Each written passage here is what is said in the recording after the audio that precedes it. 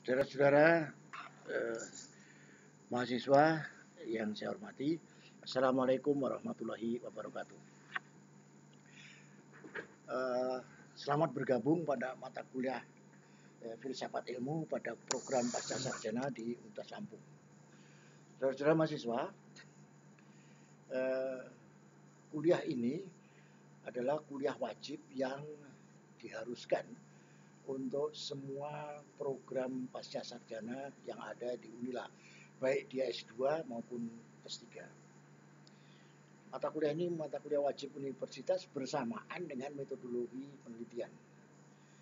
Nah, saya sebagai penanggung jawab mata kuliah ini saya ingin teruskan bahwa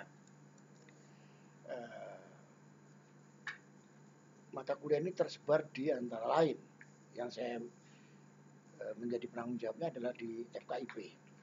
Di FKIP untuk kelompok ilmu pendidikan yang terdiri dari teknologi pembelajaran, manajemen pendidikan, magister keguruan sekolah dasar, itu saya dibantu oleh Dr. Didi Karwan.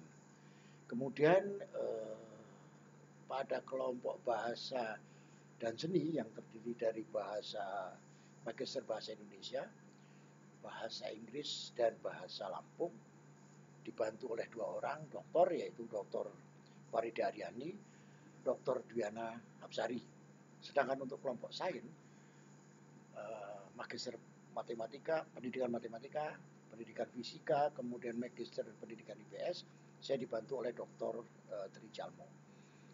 Kemudian mata kuliah ini juga disajikan di Fakultas Kedokteran, yaitu di Magister Kesehatan Masyarakat atau Kesmas. Saya di sana dibantu oleh Dr. Belta Kurniawan, dan kemudian tim Fakultas Hukum untuk doktornya dibantu oleh Dr. Tisnanta, dan untuk Fakultas Ekonomi S3 itu Dr. Adian. Kemudian di multidisiplin yang terdiri dari S2 Magister Ilmu Lingkungan, Magister Pesisir dan Laut, Magister Sumber Daya Alam, itu, dan satu lagi Doktor Ilmu Lingkungan atau DIL, saya sebagai penanggung jawab dan sekaligus mengeksekusi sebagai pelaksana. Sebelum lebih jauh kita maju kepada apa itu filsafat ilmu, saya ingin menjelaskan pada saudara-saudara bahwa mata kuliah filsafat ilmu ini merupakan mata kuliah wajib. Tadi seperti dikatakan bahwa dia merupakan mata kuliah wajib yang ditempuh oleh mahasiswa program pasca sarjana Unila, baik strata 2 maupun 3. Dengan kata lain, ini merupakan wajib universitas. Nah, mata kuliah ini memberikan bekal kepada mahasiswa untuk menguasai pengetahuan filsafat dan cabang-cabang filsafat, macam-macam pengetahuan yang dimiliki manusia, aspek ontologi, epistemologi, dan aksiologi ilmu. Kemudian merambah kepada perbedaan dan persamaan antara ilmu, agama, dan filsafat. Yang ini, saudara masih ingat barangkali terjadi perdebatan sengit di media sosial bagaimana ahli filsafat mengatakan sesuatu dari kacamata filsafatnya yang membuat orang bingung karena dia tidak memahamkan kepada audiens perbedaan sudut pandang antara filsafat, ilmu, dan agama. Sehingga jadi rame. Kemudian memahami kriteria dan teori kebenaran ilmiah serta syarat-syarat ilmiah. Beberapa cara mendapatkan pengetahuan ilmiah, khasanah ilmu pengetahuan seperti teori, hukum, postulat, dalil, aksioma, metode ilmiah, dan cara berpikir ilmiah yang meliputi bahasa, matematika, dan statistika, itu juga dibahas dalam filsafat ilmu ini. Kemudian nanti ditutup dengan bagaimana nilai dipandang dari filsafat ilmu, apakah sesuatu itu menjadi bebas nilai atau tidak bebas nilai. Nah, itulah saudara-saudara gambaran umum atau deskripsi dari rumah yang akan kita masuki itu. Kemudian kita lanjutkan kepada inti persoalan. Saya ingin mengenalkan apa itu filsafat ilmu. Saudara-saudara, kalau kita mau melihat filsafat itu, saya mengajak saudara dari 3 pintu masuk yang berbeda. pintu pertama kita melihat dari arti kata filsafat, kemudian asal katanya, kemudian pemahaman kita secara bebas tentang filsafat itu. Oke, kita lanjutkan step kita yang berikutnya, asal kata. Saudara-saudara, filsafat itu dari asal katanya atau akar katanya itu dua hal, yaitu philo dan sophie. Makna philo adalah cinta, sophie adalah kebijaksanaan. Berarti berfilsafat itu adalah mencintai kebijaksanaan. Oleh sebab itu, orang yang memahami filsafat, ingat, memahami filsafat bukan hanya sekedar tahu, hafal, enggak, tapi betul-betul paham dengan filsafat, maka orang itu akan menjadi wise, bijak. Apa yang dimaksud dengan bijak itu? Karena dia mencintai kebijaksanaan, yaitu dia akan melihat sesuatu dari sudut kebenaran, keadilan, kebaikan, kebajikan, dan lain-lain. Jadi dia melihat sesuatu itu secara komprehensif, esensial, dan mendasar. Itulah orang yang memahami filsafat. Makanya saudara-saudara saya ajak untuk berpikir filsafat tentang ilmu yang akan saudara bahas atau ilmu yang akan saudara geluti dari pintu masuk filsafat. Harapan saya setelah Anda belajar filsafat ini, Anda tahu tujuan penelitian Anda, tujuan ilmu pengetahuan yang Anda dalami, makna esensinya apa, kegunaannya apa, dan lain sebagainya. Jadi kalau dulu di S1 Anda hanya sekedar mendeskrip, mengetahui begini, sudah selesai urusan. Tapi di S2, apalagi nanti S3, justru esensinya yang harus kita pahami. Nah, berikutnya, pemahaman secara bebas. Berpikir secara mendalam, itu berfilsafat. Maksudnya, sampai ke akar-akarnya, sampai ke hakikatnya, sampai ke intisarinya, sampai ke esensi hal-hal yang hakiki. Nah, tapi harus diingat menyeluruh dan mendasar. Itu filsafat. Tidak bisa sepotong-sepotong, sekuen-sekuen. Tidak bisa. Ya, jadi menyeluruh dan mendasar. Kenapa? Karena hakikatnya berpikir yang seperti itu abstrak dan universal. Oleh sebab itu, di tesis Anda, di disertasi Anda, awal dari tulisan itu mesti ada abstrak. Itu menunjukkan adalah tulisan singkat tetapi mendalam tentang hakikat dari yang Anda tulis. Jadi Anda baru sekarang memahami bahwa itu gunanya tulisan itu. Ada yang protes, kenapa harus ditulis abstrak duluan? Makanya saya sangat aneh kalau ada penelitian yang tidak ada abstraknya. Bagaimana kita harus memahami? Karena di sana ada kata kunci yang sifatnya spesifik dalam penelitian itu tentang hakikat dan universal dari apa yang ditelitinya. Kemudian kita lanjutkan. Saudara-saudara, kalau kita bicara tentang filsafat, suka tidak suka, mau tidak mau, kita juga bicara tentang cabang-cabang filsafat. Cabang filsafat itu banyak sekali. Belum kita bicara ranting dan lain sebagainya. Oke lah, cabang yang besar saja dulu. Saya memilahnya ada 10 paling tidak. 10 paling tidak. Berarti maksud saya itu minimal.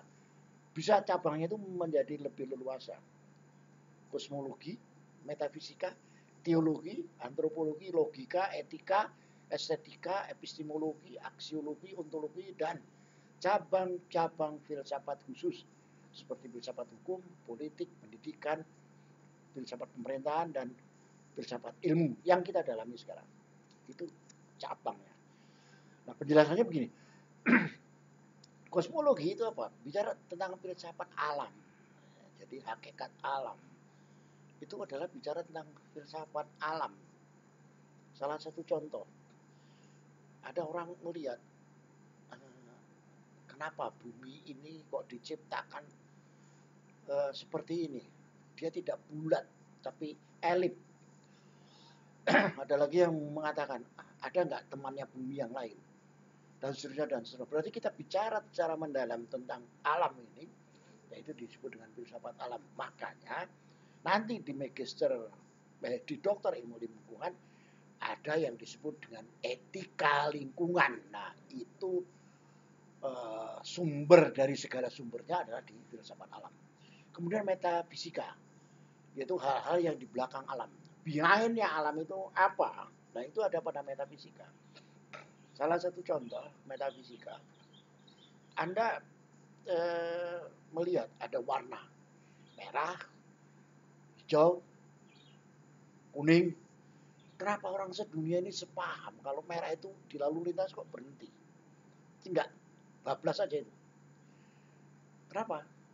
Nah, itu sebenarnya kita sudah sepakat warna-warna itu secara metafisik memiliki atau memaknai sesuatu tentang sesuatu yang lain. Nah, itu fisika atau metafisika. Dan masih banyak lagi contoh lain. Nah, sekarang filsafat ketuhanan. Kalau kita bicara tentang ketuhanan atau teologi, ada namanya ilmu teologi, itu berarti kita berbicara tentang filsafat ketuhanan. Salah satu contoh saya ingin menggambarkan seperti ini. Orang yakin bahwa kalau berbuat baik itu akan masuk surga, berbuat jelek akan masuk neraka. Pertanyaan saya, Anda yakin itu?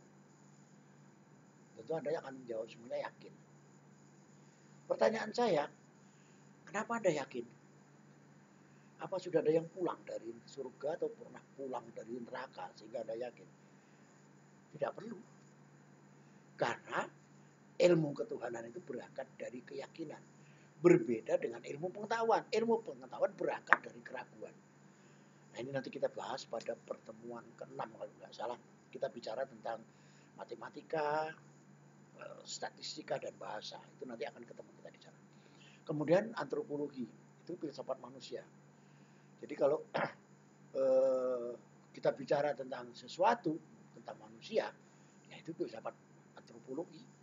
Dan etika, itu filsafat tingkah laku. Baik, buruk, itu filsafat etika. Salah satu contoh, saudara-saudara. Ada makna tertentu dalam filsafat etika. Makna tertentu di satu daerah tertentu itu justru bertentangan dengan daerah yang lain. Contoh, barangkali ada di antara saudara-saudara orang dari Sumatera Selatan, dari Muara Enim, mengatakan mertuanya itu kamu, itu penghormatan. Tapi coba itu yang dengar orang Jawa, itu sakit telinganya. Itu filsafat tingkah laku. Jadi si Jawa nggak bisa protes kepada yang Muara Enim. Muara Enim jangan mengatakan kepada yang Jawa, nggak bisa. Itu karena beda ininya. Beda makomnya. Nah, kemudian filsafat keindahan itu disebut dengan estetika. Saya contohkan begini, saudara melihat lukisan Leonardo da Vinci, terkenal lukisan itu, ada wanita cantik, fotonya, harganya miliaran. Anda yang nggak tahu dengan filsafat keindahan atau filsafat etika, Anda mengatakan yang beri lukisan itu bodoh banget. Cuman kertas begitu dia dihargai miliaran. Atau Anda pergi ke Istana Bogor, di sana ada namanya patung Deno. Sekarang sudah dikasih baju. Dulunya zaman Soekarno, patung itu nggak dikasih baju, patung wanita. Dan sering Soekarno itu memandang, kalau orang yang nggak tahu dengan filsafat etika, filsafat keindahan, Soekarno itu sedang melampiaskan libidonya. Oh, enggak. Karena dia bisa tahu bagaimana sesuatu ciptaan itu menjadi indah. Contoh lukisan Basuki Abdullah. Itu kalau yang nggak ngerti, contoh lagi yang lebih ngawur lagi, contoh lukisan Apandi. Itu hanya coret-coretan, plotot sana, plotot sini. Harganya 1 miliar. Saya pernah melihat itu di Jogja, lukisan itu. Saya dikasih saja nggak mau. Kenapa? Karena saya nggak tahu di mana letak keindahannya gitu ya. Kemudian filsafat berpikir, itu filsafat logika.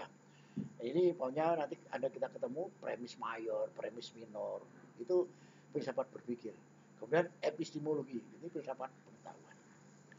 Nah, selanjutnya saudara-saudara kita lihat adalah aksiologi. Nah, saudara-saudara, kalau kita bicara tentang nilai, itu suka tidak suka, mau tidak mau, kita bicara tentang aksiologi. Itu nilai. Nah, kalau tentang ada atau tidak ada sesuatu, itu ontologi. Nah, di sini nanti rame kita bicara apa itu ontologi, epistemologi, aksiologi. Yang itu satu garis lurus dengan yang ada di filsafat ini. Salah satu contoh, saudara-saudara yang dari ilmu pendidikan, di Fakultas Hukum itu kita juga belajar tentang undang-undang, katakanlah undang-undang lalu lintas. Di jurusan PPK, di program studi PPKN, jurusan pendidikan ilmu pengetahuan sosial, itu juga bicara tentang undang-undang lalu lintas. Tapi bedanya ada secara ontologi, yaitu kalau si PPKN itu bicara tentang bagaimana mengajar orang lain, jadi mengajarkan undang-undang kepada orang lain, jadi dia mengajar orang yang akan mengajar. Sementara kalau yang di Fakultas Hukum, dia belajar tentang undang-undang, cukup itu saja, padahal objeknya sama.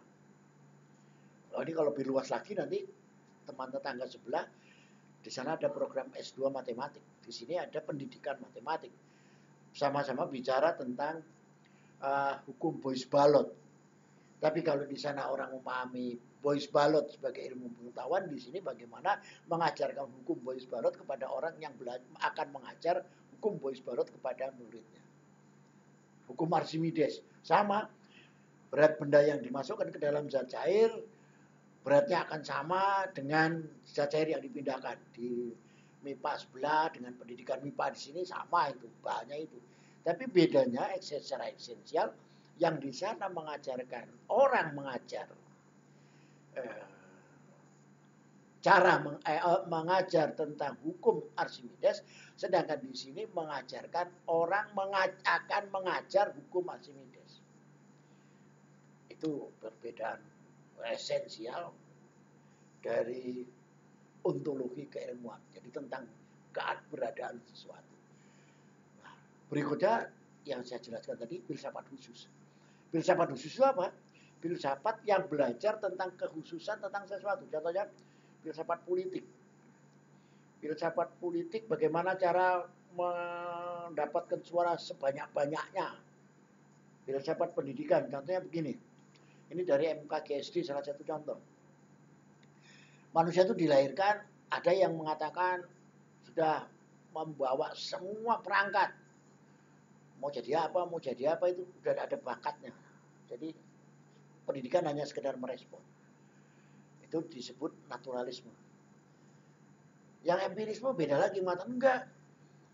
Mengatakan bahwa manusia itu lahir ya seperti kertas putih, kosong, blong. Yang menjadikan dia mazusi, menjadikan dia apa itu, ya manusia di sekitarnya itu, yang menulis di kertas kosong itu. Makanya John Locke mengatakannya dia sebagai tabula rasa, yaitu lapisan yang berlapis lilin yang masih bening. Nah, Wilhelm Stern mengatakan enggak begitu. Manusia lahir itu gabungannya dua-duanya. Dia punya bakat, tapi juga dia merupakan sesuatu yang harus dirangsang dari luar, dan itu tergantung dari bagaimana pendidikan yang dia peroleh atau pengalaman yang dia peroleh. Ini kasus seperti ini, ada kasus Anala, kasus Anala di India, yaitu ada seorang anak ditemukan yang diasuh oleh serigala. Ditemukan usia 7 tahun, dia merangkak seperti serigala, suaranya seperti serigala, dan tahun ke-10 meninggal ya. Nah, itu contoh-contoh.